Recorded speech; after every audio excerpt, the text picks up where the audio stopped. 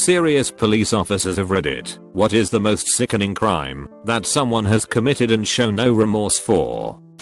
Police dispatcher here, currently working out of a county hospital. The amount of sexual assaults on kids too young to even understand is disgusting. Absolutely appalling. The hardest, I think, are the repeat domestic violence calls, where you've brought the same person in 5 times and the girlfriend/wife/husband doesn't press charges because they didn't mean it, until we get called back next week for another hole in the wall and broken bone. Honestly, I don't think average citizens can comprehend half the terrible stuff people in law enforcement see/hear. The one that sticks with the most was a 34-year-old man who had slit his wrists at a public park and called 911, not to save his own life, but so that we would know where to find his body, so kids didn't stumble across it. This guy was bleeding out on some rocks in the middle of the night and just sounded so calm, while I had officers trying to find him and EMS en route. My officers had to tourniquet at this guy's arms with their belts and carry him to where the squad could safely collect him. Police get a bad rep, but I would love to see half the people who bitch on here and on my Facebook deal with half the situations my officers do every day. Edit. Holy crap, wasn't expecting this much response. This post and all my comments are solely based on my 5+ years dispatching at 3 separate departments. I don't pretend to speak for all of law enforcement, and I'm sorry so many of you have had negative experiences. With that said, I love my career and highly respect 99% of my officers. While everyone is entitled to their own opinions, please keep your BC_ND logic to yourself. Thank you for the interesting and good discussion and overwhelming support. You all rock. I'm an animal control officer for my county. I think the worst scene that I've gone out on was still what I went out on my first day as an ACO. For some context, it was an incredibly cold winter and us Illinoisans had just suffered a cold snap that dropped temperatures down overnight to over -30°F with wind chill. We got a call from a neighbor that was concerned because he could hear his neighbor's elderly husky yelping in the backyard. He couldn't see over the fences. It was some crazy high 8-foot tall privacy fence, higher than normal privacy fence. So this is my first day of field training. I head out with the other officer who is talking to me as we walk up to the property. He's going on about safety and procedure when approaching a residence. People are really happy to see us as they think we are there to take their dog. No one answers the front door, so we proceeded around back. The gate is unlocked, and we can hear the dog yelping now from out back, so we make entry into the backyard. What we see is something that is going to stick with me the rest of my life. The officer, who's been rattling the whole way, suddenly drops off mid-sentence and we are left with just the horribly whining noise from this elderly husky. The dog is frozen to the ground and blood is splattered everywhere like there was a damned massacre. We rush over to the side of the animal and attempt to calm it down enough to inspect its injuries. The dog had apparently become frozen to the ground overnight, and when he attempted to get up in the morning and had found himself unable to get up, we figured that he had been out there struggling and tearing his fur and flesh away from one side of his body bit by bit for a good few hours at that point. We are out there for about 20 minutes holding him down while pouring warm water to free him from the ground before the owner finally comes out from the backyard. His first concern on coming out back and finding us trying to rescue his dog with half of his backyard covered in a cornucopia of crimson. Why the hell those fucking dog cops are on his property? Throughout the encounter with him, he showed minimal to no concern for the animal's welfare and seemed more interested in A, who had called the cops on him, B, why we were messing with his dog, C, why we were on his property. By the time we got the dog free, it had large patches of its body with missing bits of fur and flesh. Thankfully the cold had stopped most of the bleeding at that point. Before anyone asks, he was given a notice of apparent violation to get the dog immediately in for veterinary care. We ended up transporting the animal to a veterinarian for him to ensure he complied. He ended up opting to humanely euthanize the dog. It was 15 years old and in poor health before the injuries. We attempted to push charges for aggravated cruelty of an animal, a felony in my state, but the let it bounce down to a misdemeanor and eventually the judge just banned him from animal ownership for several years. We check religiously to ensure he has no other animals on his property. The jigsaw murder committed by Stephen Marshall. Killed his landlord and then dismembered and scattered his parts around UK countryside. His cuts were perfect due to his past in a gang where he regularly and to cut up bodies. Domestic abuse by a husband who lives primarily in another country cause he can't be a doctor in America while his family lives in a shitty townhouse in my precinct. Has mistresses and barely provides his wife and kids enough money to get by. Beat his wife and she takes it cause he took her out of Africa and she thinks it's her only option. I applied for a warrant for him while he was out of the country. She's so far gone that she got in touch with me to beg to rescind the warrant. She assured me that when he comes back she has escape plans in place in case he beats her again. Late to the party and a throwaway because of confidentiality, but I was a probation officer who wrote presentence reports on convicted felons prior to sentencing.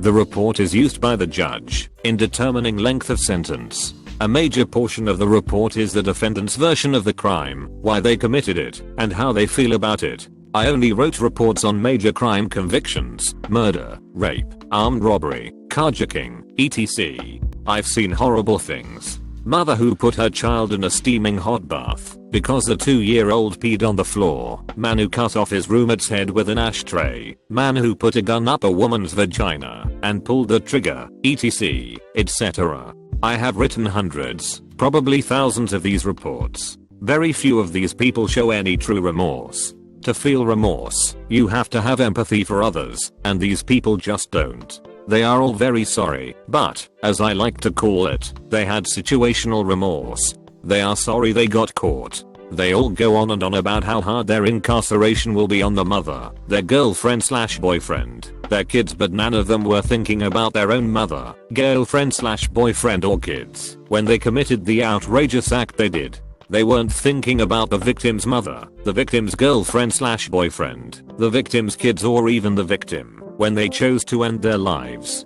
These people do not, generally, feel sorry for the crime. They feel sorry for themselves, that they got caught. I'll get off my soapbox now. I've seen too much depravity in this world.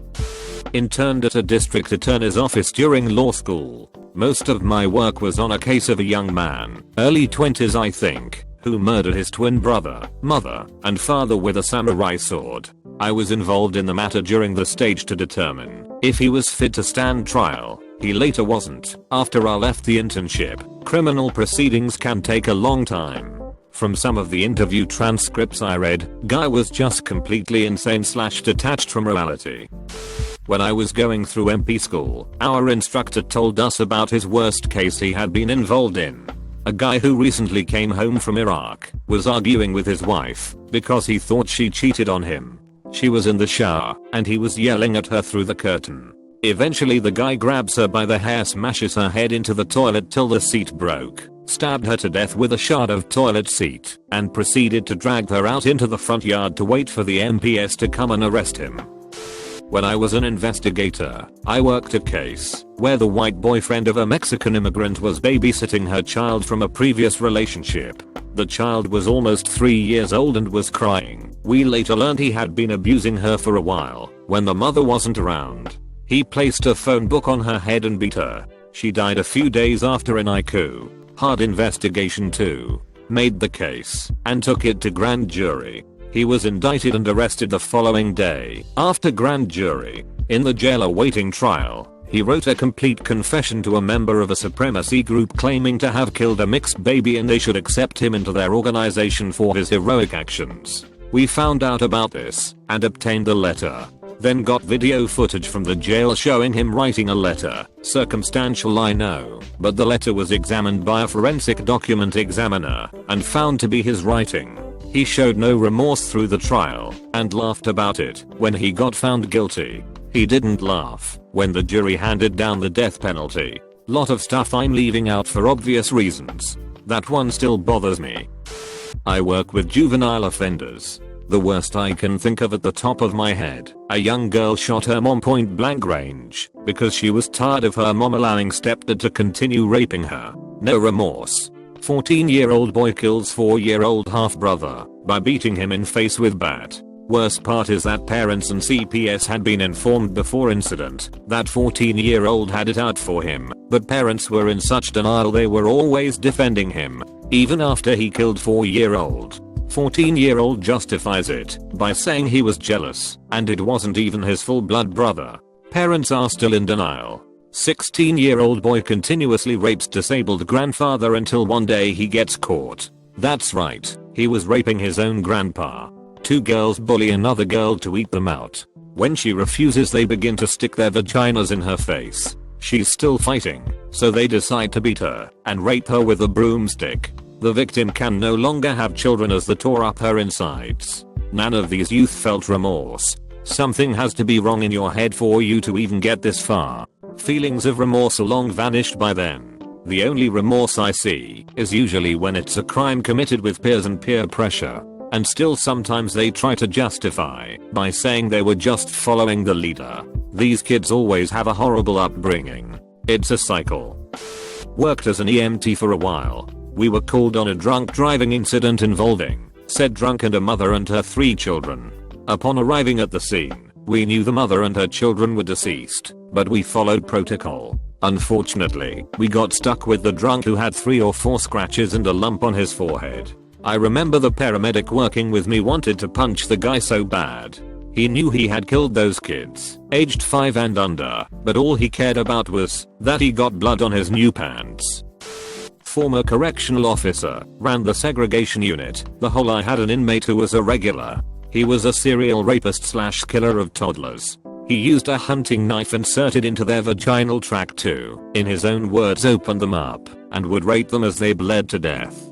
Trying to avoid too many nightmarish details here, he not only felt no remorse, but spent most of his time in segregation or protective custody due to bragging about his crimes to other inmates because he thought it made him look cool or something. He really tested the limits of our duty and ability to keep him alive and well while in custody. I worked in a court in a jail in Texas. We saw the accused immediately after arrest to inform them of their rights and bond. They usually came in groups of 5 to 40. It averaged around 15. One man's probable cause affidavit told a story of him keeping a woman as a sex slave in a motel room for 2 weeks. He allegedly cut her skin and rubbed feces into the wounds to infect them. In court, the judge read his bond and charge in front of the other inmates. Because of the nature of jail culture, the judge tried to hide the sexual aspects of his crime. Instead of appreciating this, the defendant proclaimed it was consensual. We practice BDSM. The judge decided that he needed a reality check and read out the most interesting parts of the affidavit to the entire courtroom.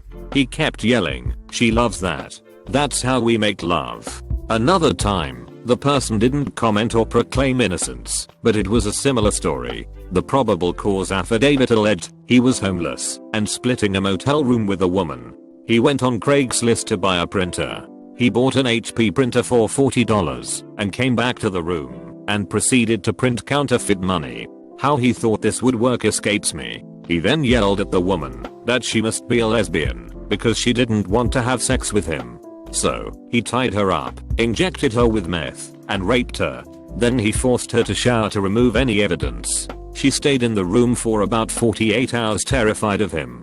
Finally, she got the courage to escape. When he was passed out, she called the police, and he got to see my smiling face. Bonus, I was forced out of that job for openly criticizing the violent actions of the local police department. Whenever someone says we need to abolish the police, I'll direct them to this thread. Shows like Law and Order, SVU, or the police who have been the first at grisly scenes like Sharon Tate's murder, or having to wheel out those barrels of human remains owned by Jeffrey Dahmer. Fuck, people don't understand that it's them who are trying to get to the bottom of these sick crimes, while trying not to crack under the knowledge of the insanity that people are willing or capable of committing, especially for those who have small children and constantly deal with cases of child abuse, murder, neglect, molestation, trafficking, all of that horrible shit. Correctional officer here. Too many to count, but I'll give a few brief stories. Guy murdered his girlfriend, raped her 8-year-old daughter on the bed next to mom's body while she stared into her lifeless eyes, took 8-year-old on the road for a few months keeping her chained in motel bathrooms, raping her and forcing her to do cocaine. Also probably killed his sister and his child with his sister. Spends most of his time grieving stupid crap and acting superior. One guy molested a bunch of kids all over the country. Now spends a lot of time trying to coerce younger sex offenders into sex with him. During one investigation told me, like I said to that judge years ago, illegal according to who? Fucking everybody, dude. One guy murdered his entire family, told his grandma on the phone that if he ever got out he'd kill her too. As some earlier posters said, very few inmates have any real remorse for what they did. They're just sorry they got caught. Anyone capable of doing these things didn't have much empathy to begin with. Sometimes it is downright bizarre to see these guys who have raped and murdered children leading such normal lives. A child is dead, a family is shattered, and the person responsible is eating chips and watching TV, laughing with his buddies. Just weird.